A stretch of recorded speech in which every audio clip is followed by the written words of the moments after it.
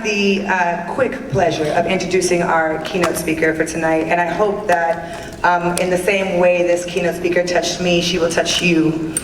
I want to read her bio, but then she posted about us on Instagram, so I actually want to read that instead.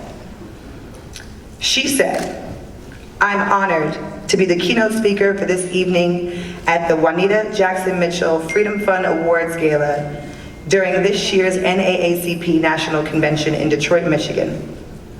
This is meaningful homecoming for me. My grandmother served in the leadership of the NAACP. My mother still to this day serves in leadership. And at a young age of 14, I became the president of the Nyack, New York branches. Go ahead, New York, I know you in the building.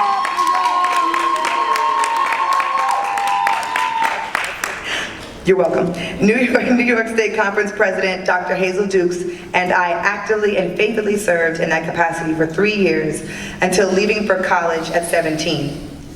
Serving in the fight for justice as a teenager taught me so much about our worth as a people. About the value of individual sacrifices for the betterment of the whole. It shaped my innate leadership skills and developed my ability to articulate vision. I owe so much to our great civil rights organization.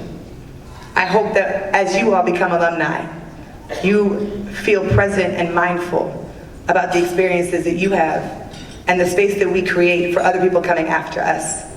Please help me in welcoming home our keynote speaker, Dr. Khaalida Forbes.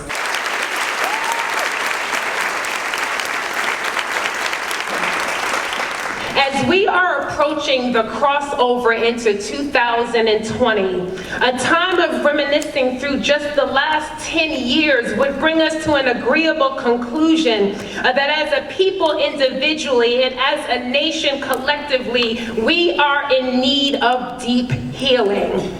We can sweep through the years, starting with the first quarter of 2012, an African-American teenage boy by the name of Trayvon Martin being murdered in Florida while walking home with Skittles and an iced tea lets us know that we are in need of healing. And the fact that since that murder, a hashtag has now shifted from being a social media symbol of gathering like minds together in a shared concept or liking to now being the national symbol that yet another life has been snatched too soon is proof that we're living in perilous times and are in desperate need of healers. Hashtag Trayvon Martin. Hashtag Walter Scott. Hashtag Freddie Gray. Hashtag Eric Gardner. Hashtag Tamir Rice. Hashtag Sandra Bland. Hashtag Philando Castile. Hashtag Alton Sterling. These hashtags are people. Alarming cases, case after case of excessive force upon citizens that results in the deaths of husbands, the deaths of sons and daughters, the deaths of fathers and mothers, the deaths of brothers and sisters, the deaths of uncles and aunts, the deaths of nieces and nephews, all at the hands of the very people that swore an oath to protect and serve them. It appeared that almost each month of every year, CNN and MSNBC was covering and airing more and more tragedies across our land, be it the shooting in Ferguson, the strangling in New York City, the killings in Baltimore, and the reminder of the loss of life after a man was simply in need of help with his stalled car in Tulsa. Hashtag Terrence Crutcher screams that as a nation, the United States of America, its police departments, its judicial systems, and its political climate are all in a state of emergency. We're living in perilous times in our communities, and this nation are in need of healing. And let us not forget the alarming numbers of murders in our state and local communities carried out by our own hands, many of which are teaching the nation that we don't value our own lives. In the same casual manner as we take our lives, it screams the painful reality of truth that we all, regardless of socioeconomic status, regardless of gender, and regardless of race, are in need of healing. I'm just trying to build my case, and if the tragedies across our nation is too broad of a picture for you to identify with, then let me suggest that there may be a young freedom fighter in here tonight that can testify that they personally are in need of healing. Yeah. And it's okay. It's nothing to be ashamed of. Yes, you're concerned about the healing of others, but you have to watch for your own sanity as well. I may not know your name, young king, and I may not know your name, young queen. You're looking really dapper tonight in your black tie attire. Your friends may think you're well. Your parents might testify that you're great. But if the truth were told, someone in here tonight could testify that I've been going through my very own private and personal difficulties, challenges, and obstacles. I know I'm young, but every day of 2019 hasn't been sunshine for me. I've had to cry some nights this year. I've had to wonder whether I'm up for the task this year. If we could only see what you had to journey through in January, and what you had to fight for in February, and what you had to maneuver through in March, and what you had to account for in April, not having enough money to manage in May, the jealousies you dealt with in June and July from the people that were supposed to be in your corner. We could see what's really been going on in the quiet moments when it's just you and your tears. Somebody ought to admit to themselves, I need healing too. We have a nation full of hurting people. We have a nation full of pained people. We have a nation full of wounded people. We have a nation full of traumatized people. But what is amazing is that the antidote to all of that pain is you. At times we are called to be wounded healers. But someone has to do it. We may have a spear in one hand and band-aids in another, but somebody has to fight for the healing of a nation that's in pain. See, you have to understand tonight that racism is pain and fear speaking and acting. Sexism is just pain and fear speaking and acting. Ageism is just pain and fear speaking and acting. Pain causes one to inflict pain on another. And what's going to be so critical about your generation is that you all are being challenged to get to the core of our nation's pain, to diagnose the root of our pain, to uncover the deep-seated self-hatred within the fabric of our humanity and the varied ways that we attempt to convince ourselves of our worth through demanding power, all the while not knowing that real power is full ability under discipline. Real power is when you can be wise in restraint. It's what our forever First Lady Michelle Obama taught us, that when they go low, we go high. That doesn't mean that we stay silent. That doesn't mean we stay silent. It just means that when we speak, we elevate the dialogue. This generation is being challenged to really examine the consciousness of our nation and not be afraid of what is uncovered. This current presidency has laid our country bare on a table in the largest operating room known to man, which is this global stage. And while it can be frightening, you must realize that you've been given the opportunity to see what's at the heart of this nation. Tiffany, in this freedom fight, we can no longer afford surface care. No more crisis intervention. No more triage. We need deep, penetrable solutions to root out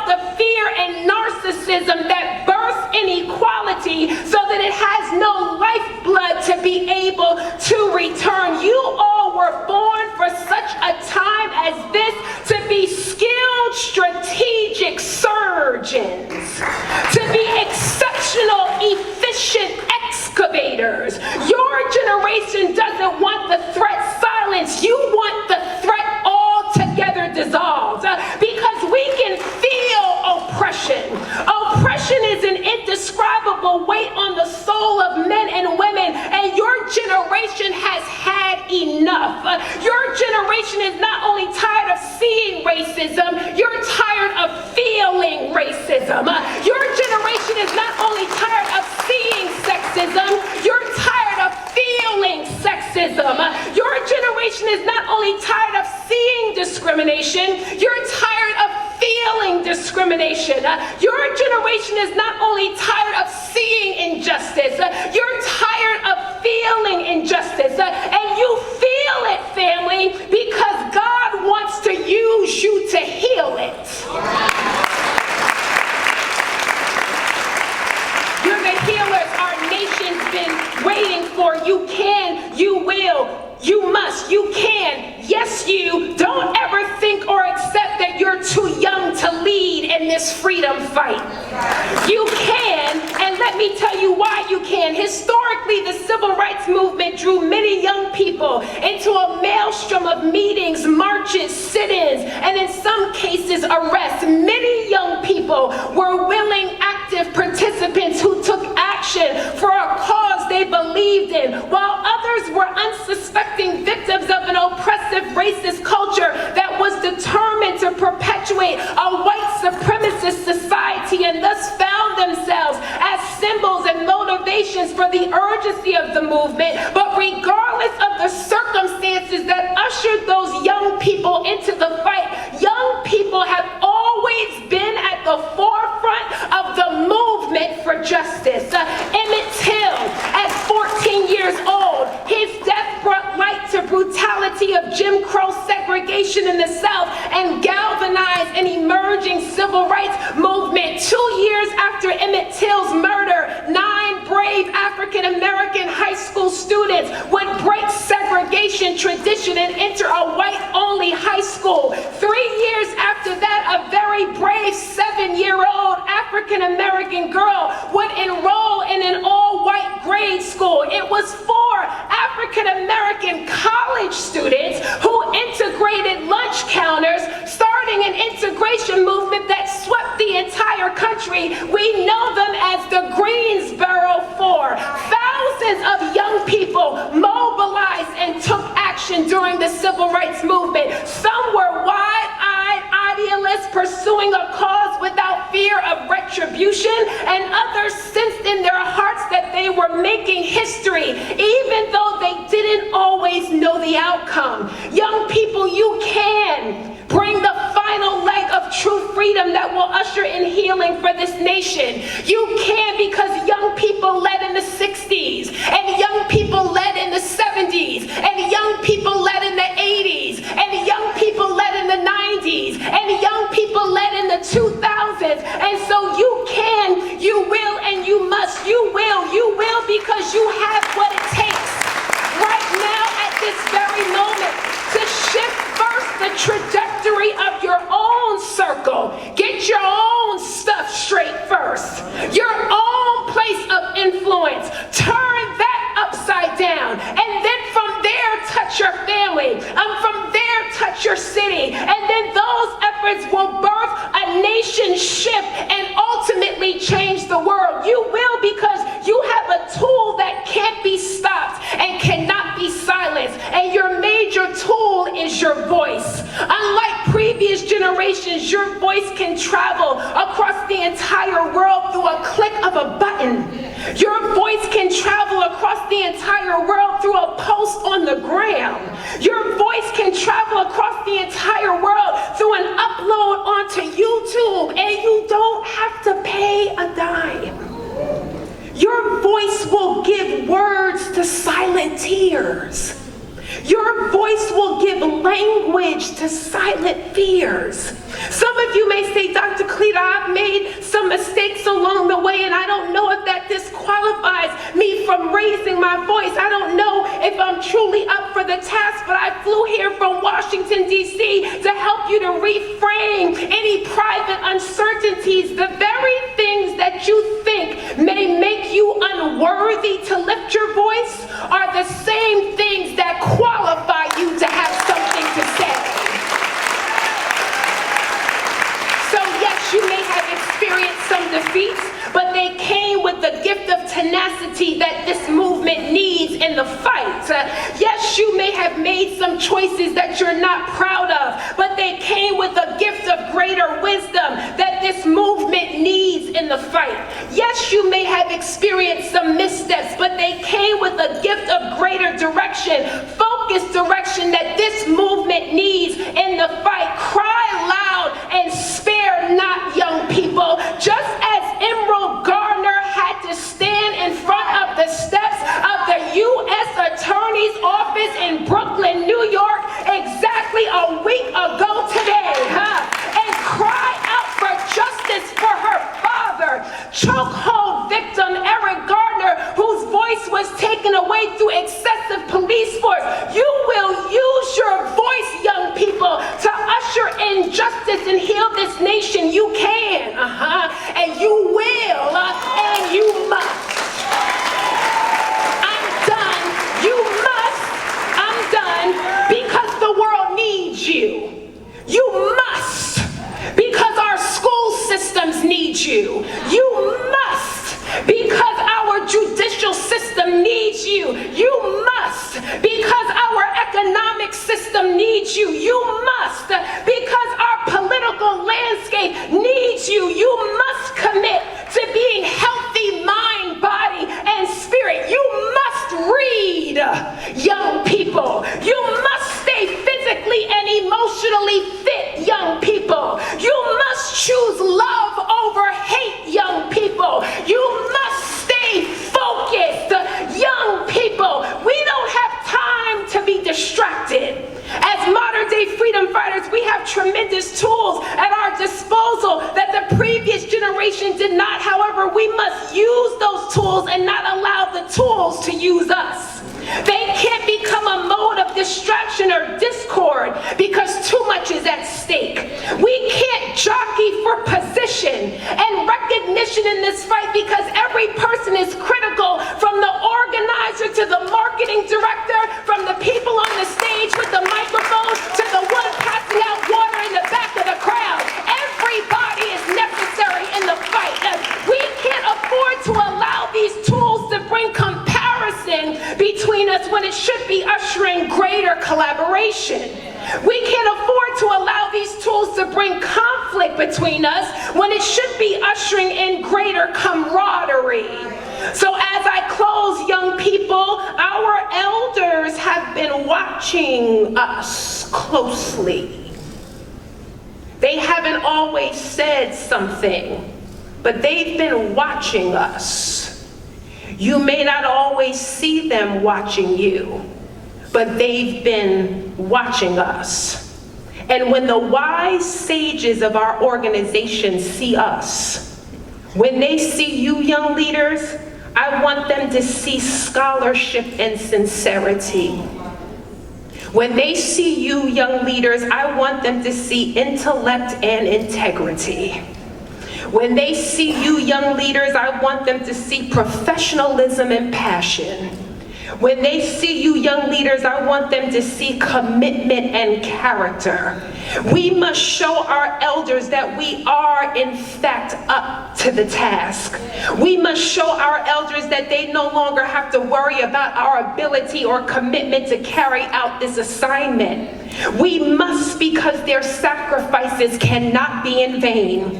We must because their labors cannot be in vain. We must because their voices cannot be in vain. We must because their tears cannot be in vain. We must because their marching cannot be in vain. We must because their long days and longer nights cannot be in vain. We must because the enslaved raping of our wives, sisters, and aunts cannot be in vain. We must because the cold-blooded murdering of our kings can no longer be in vain. There's no other choice, young people. You are not next, you're now. So therefore, you must lead now. Life is a relay race. And the time has come for the baton to be passed to us. So we all travel back to our various cities and spaces of influence, ready to roll up our sleeves, tighten up our weaves, shape up our fades, throw on our heels, or lace up our